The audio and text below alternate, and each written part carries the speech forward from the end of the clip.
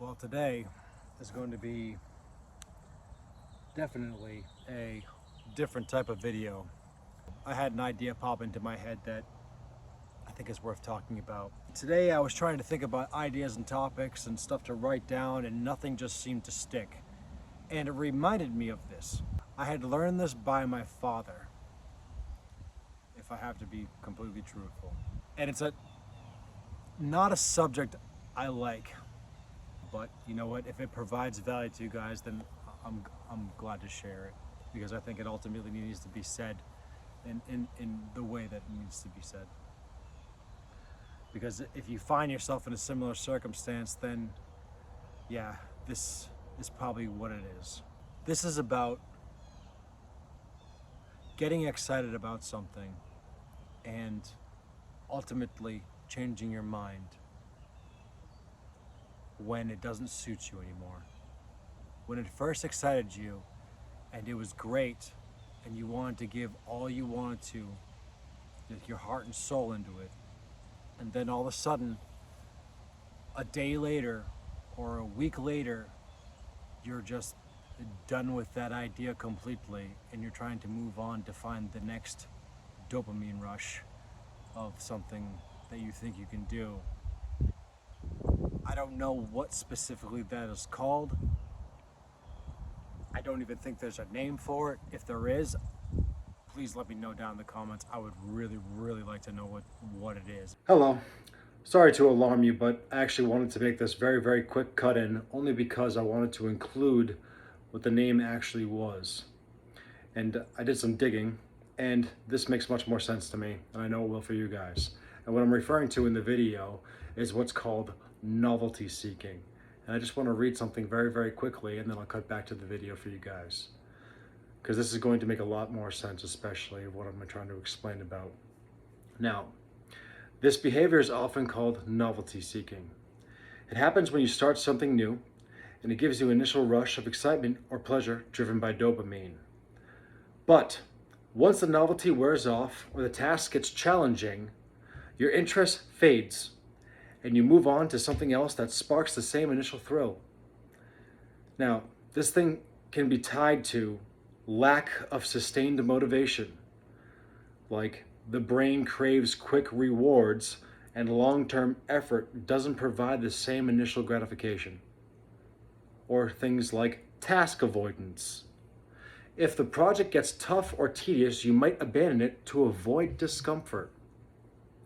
And last but not least, shiny object syndrome, a tendency to jump to new, exciting things without finishing what you started. Now, this is making a lot more sense, especially that last one. I think I hit the nail on the head, especially. I'm gonna cut back into the video.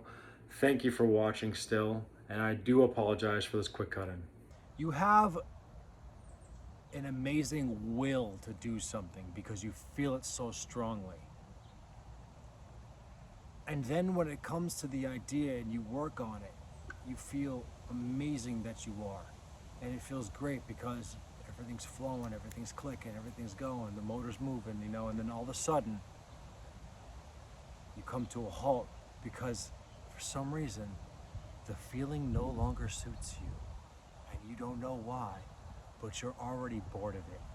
If I grew up in a household where things actually just got done, no matter how hard it was, and you had gone through it in the way that you needed to, and just did it regardless, this aspect of what I'm talking about would hit you differently.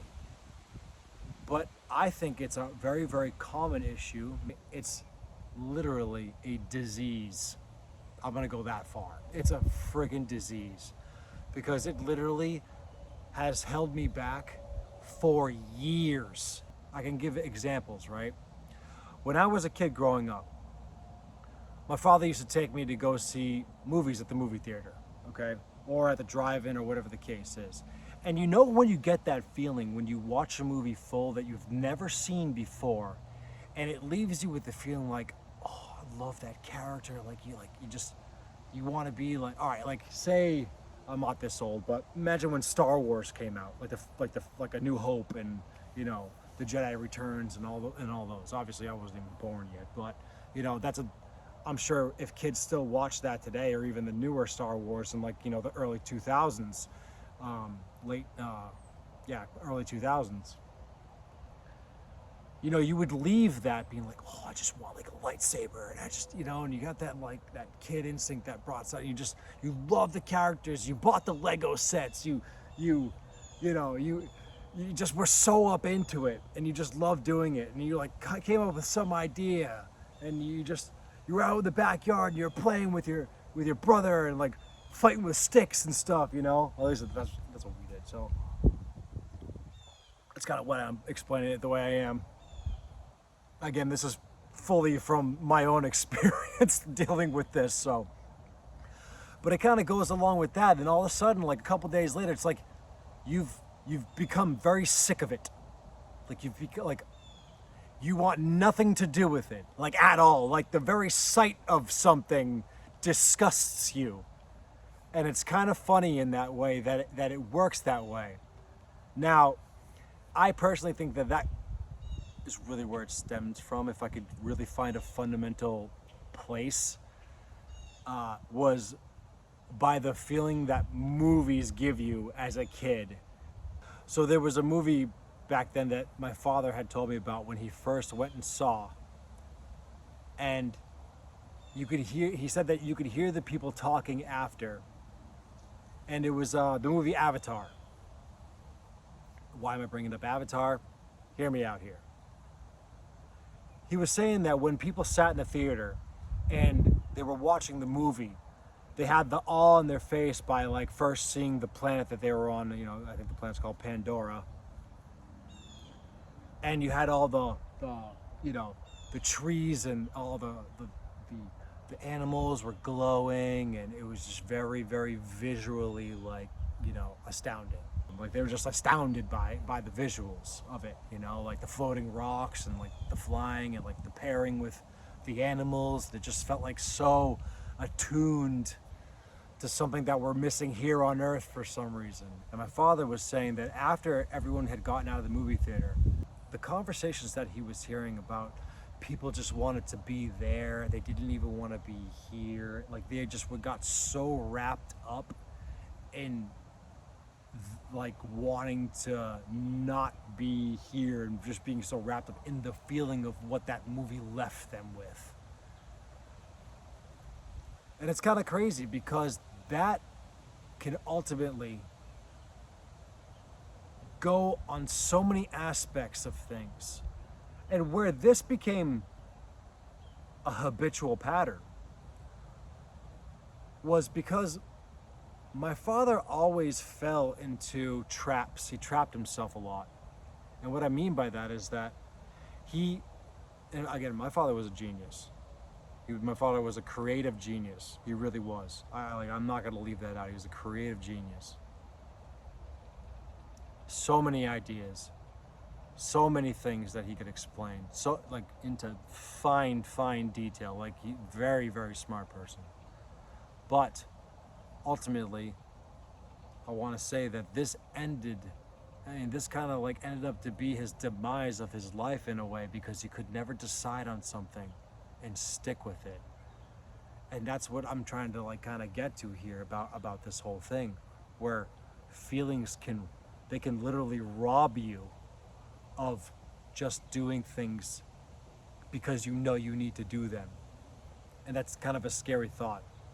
They can rob you of that great idea that you originally had, because the feeling of it felt so good at first, and then all of a sudden the change of heart that you didn't anticipate strikes you, and then you want to flip the script when you should just stick with it and try something with what you were originally thinking. You should just try a different aspect of it, but yet you lose the feeling of it and ultimately go down the path of trying something new and trying something new and trying something new, and then all of a sudden you're not doing anything. It's a prescription of indefinite failure.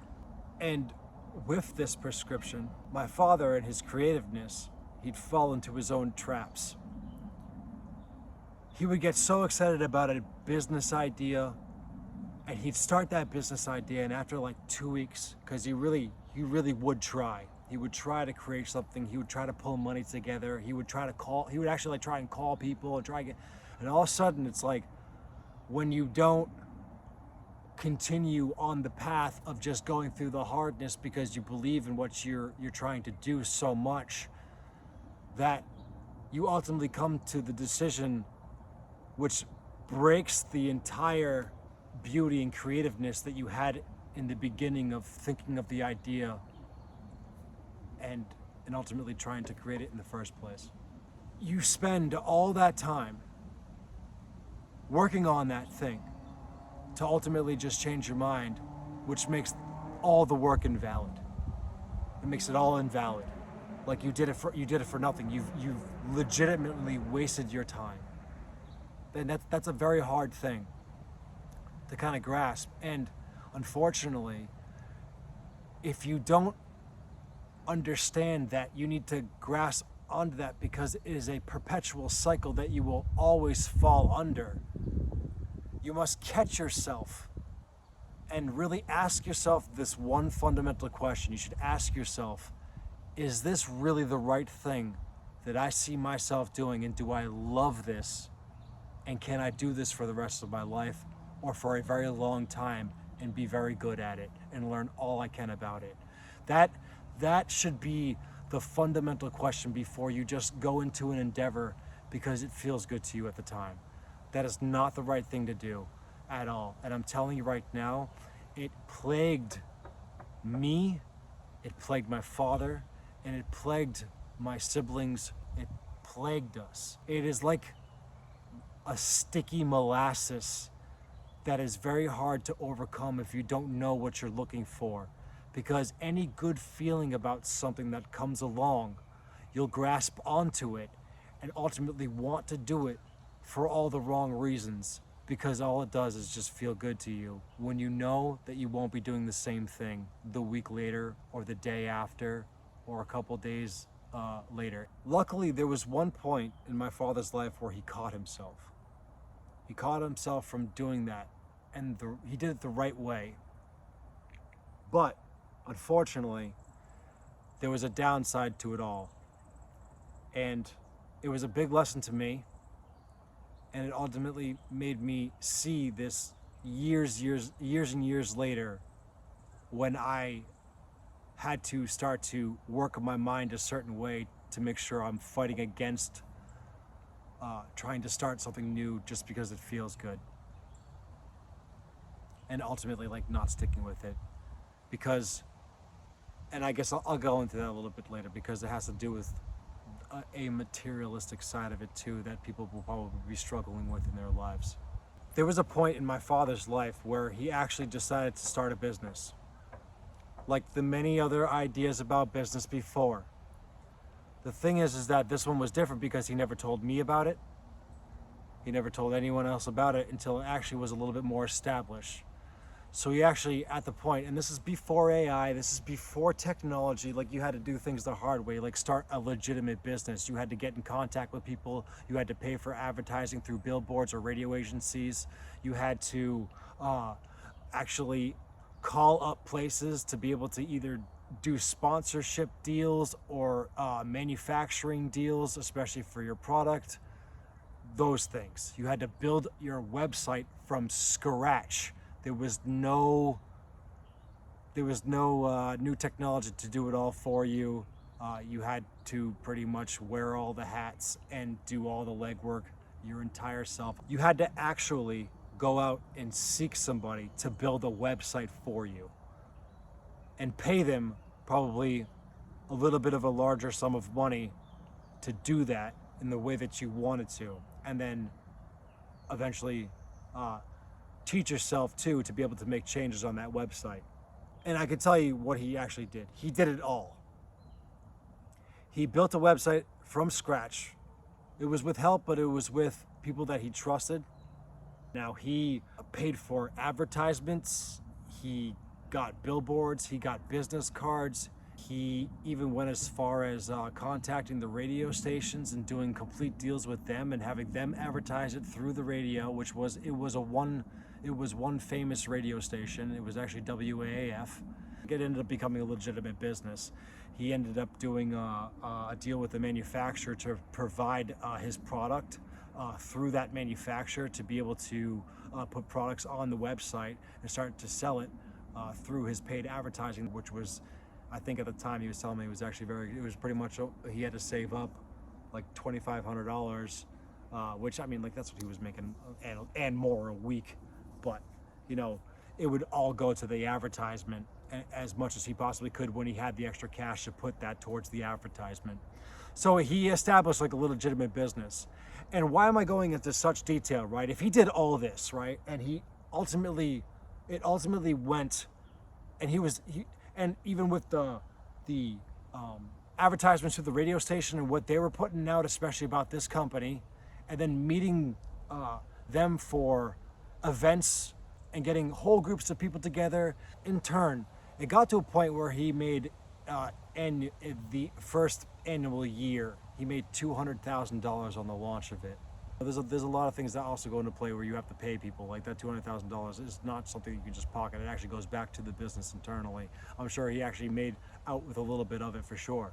But he had gotten to that point. He got to that point ultimately. And I was really proud of him.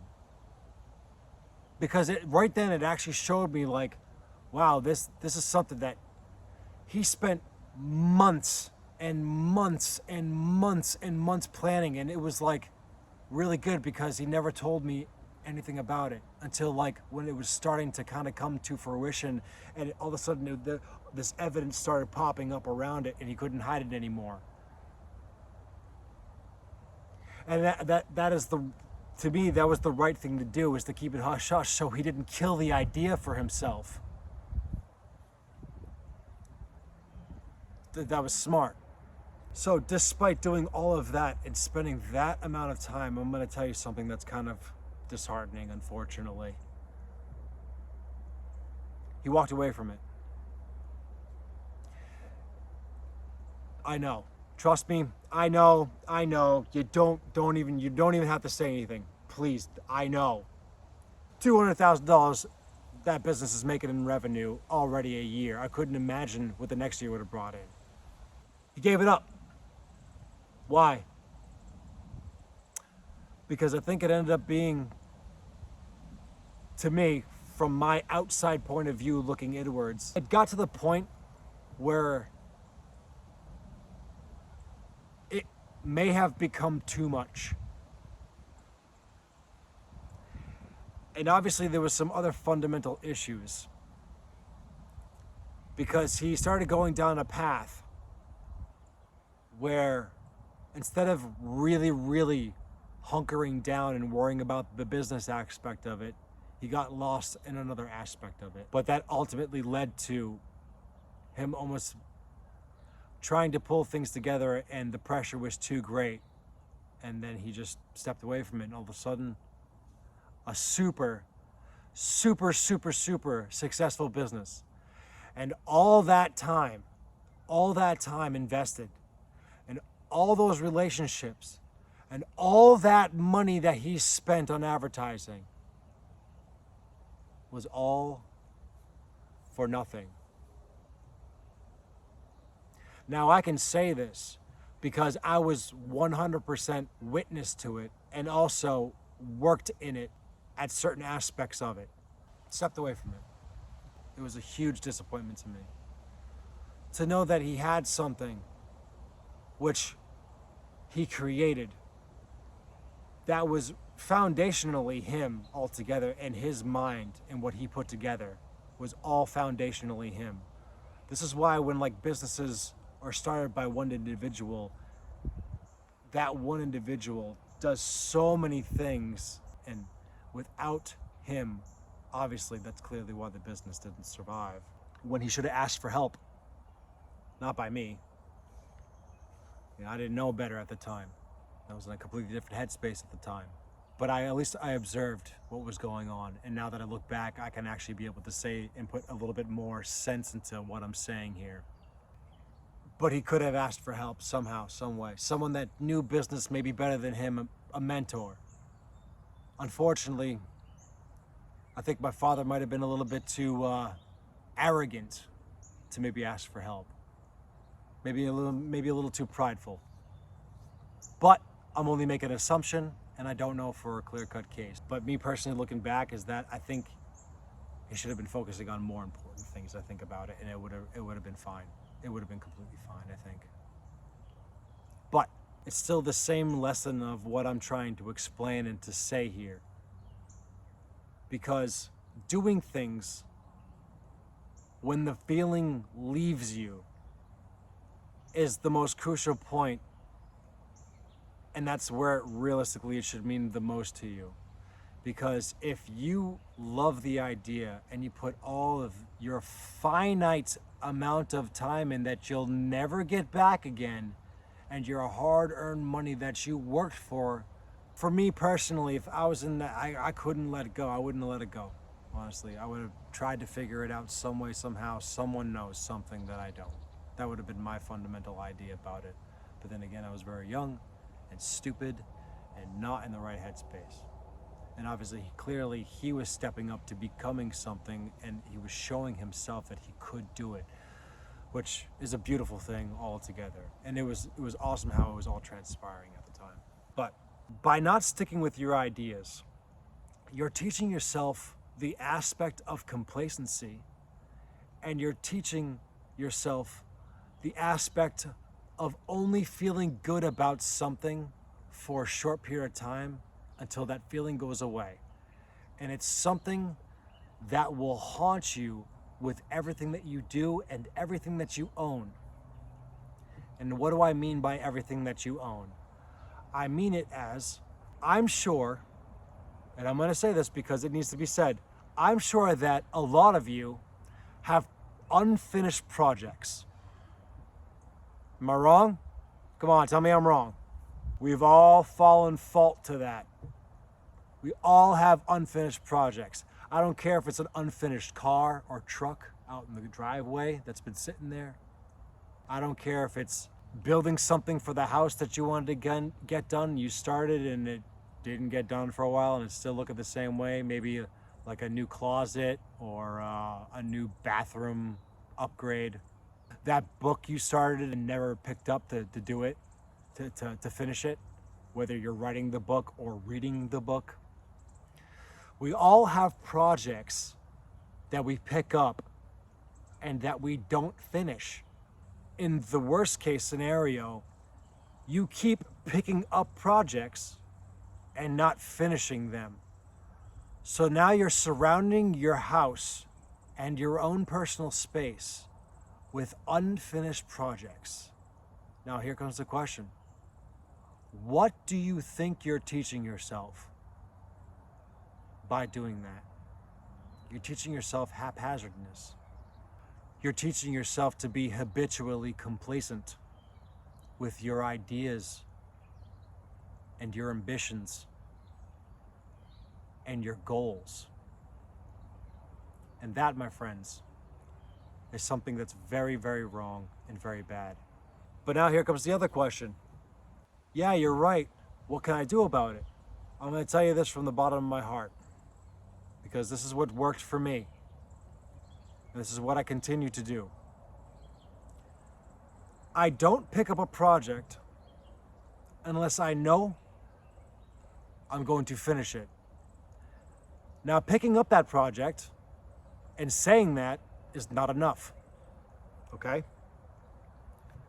You have to make yourself finish it before you pick up anything else. You take one thing, one at a time. That'll keep you from shopping projects on Amazon and starting things and never finishing them, and then just having clutter around the house, which also creates to mental clutter, not even just physical clutter. It creates mental clutter. You're creating mental clutter. So if you have a book that you've always wanted to read or finish, start with the small things. Finish the book, put it in the bookshelf, then pick up something else. But this is the more important part. If you have a ton of projects, and this is not gonna, people are not gonna like this, but I have to say it anyways because I did it. And I didn't like it because it doesn't feel good.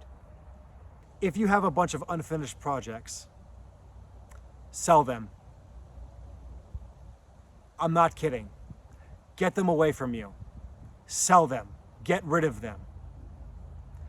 And if you don't want to get rid of all of them, keep one that you like and love the most and get it done. Get it done and get rid of the rest, because that'll clear up the space in your mind. Because in your mind, in that clutter, you're creating a mental junkyard of unfinished things, and it puts a burden on yourself and your mind. And you tell yourself, you're deliberately telling yourself, not physically speaking the words, but you're letting your mind tell yourself that I'm just a person that doesn't finish things. So you must get rid of everything. Sell it. Go on Facebook Marketplace and sell it all. Have a yard sale. Get rid of it all. I'm telling you, please. I started getting rid of all my projects, everything. And it's also because I'm moving, but that only helps the situation. Because I'm moving, I need to get rid of stuff because obviously I can't take everything with me anyways, and I wouldn't want to. Well, you just come to a place where you have so much physical and mental clutter. Why would you want to take it with you to the new place you're trying to go? You know, you don't want to bring that with you. That would be stupid to bring it with you. So get some money for it. If you spent money on it, get money back for it. It might not be the full thing, but get the money back. Get some money back for it. Get rid of the projects because you're never going to pick them up again. I'm telling you right now, if you haven't picked up that project in a year or 6 months, get rid of it. Just let it die and get rid of it. Please just get rid of it. It doesn't have any significance to you. It may at one point served you at one part of your life where you thought really great about this project, but it no longer serves you. And you're keeping it as mental clutter, which now you're teaching yourself very, very bad habitual patterns. Just get rid of them. I'm telling you, it will free up your mind so that you can now focus on something new or something that you actually want to focus on without all the other things and being overwhelmed with having to do those too. And that's what I wanted to explain today, because it captured me and held me captive for so many years of my life. And if you allow this to persist, it will do the same thing to you over and over and over until you grasp a hold of it and finally tell yourself that these things will no longer control me. If you've watched this far, thank you so much. I truly appreciate you guys. Like and subscribe, and I'll see you in the next one. Peace.